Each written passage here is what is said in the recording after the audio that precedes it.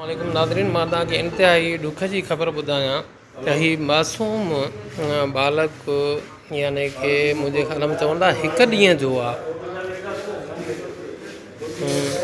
हिकु ॾींहं जो जेको आहे हिकिड़ो यानी कि कंहिं को गुनाह छपाइण जे लाइ को ॿार माना ॼणे का छोकिरी या का माई माना हिते जेको रेड रोज़ होटल आहे चवनि था उतां जेको आहे बरामद थियो आहे।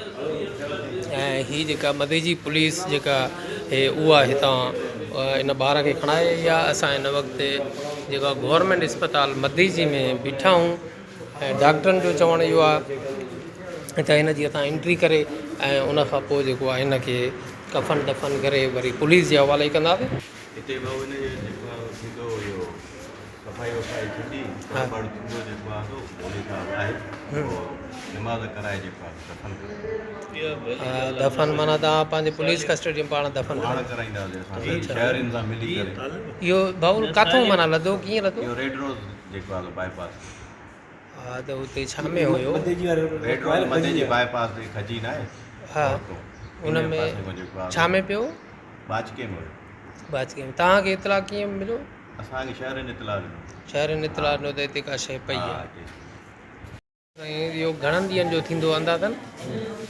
असांखे त माना 24 कलाकनि जो लॻे थो हिकु ॾींहं जो तक़रीबन 24 माना 24 कलाक हुआ या जेको आहे सुबुह जा। अच्छा ताज़ो आहे बिल्कुलु फ्रेश आहे। अच्छा जी जेको आहे वेजिडिटी बि अञा न थी आहे माना जेको खण त जाॾे फेरे त जाॾे फेरे त हिनजी अच्छा माना 5 कलाकनि खां घटि थियो आहे इहो घटि टाइम। अच्छा इहो साईं इहो ॿुधाईंदो त इहो घणनि महीननि जो ॿारु थी सघे थो? हिकिड़े ॾींहं जो न ॼावल त हिकिड़े जो माना हूअं 7 महीननि जो आहे पूरनि 12 महीननि जो थो लॻे फिजिकल एग्ज़ामिनेशन वरी पीट्स वारो जेको स्पेशलिस्ट आहे उहो कंदो। अच्छा हीअ माना जेको आहे तो छोकिरो आहे या छोकिरी आहे? छोकिरी आहे।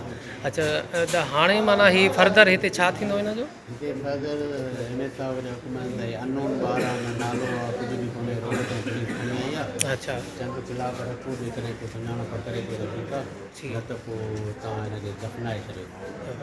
जेके घुराए ईदीअ वारनि खे जेकॾहिं पाण करे सघो था त पाण करे सवाल जो कमु आहे।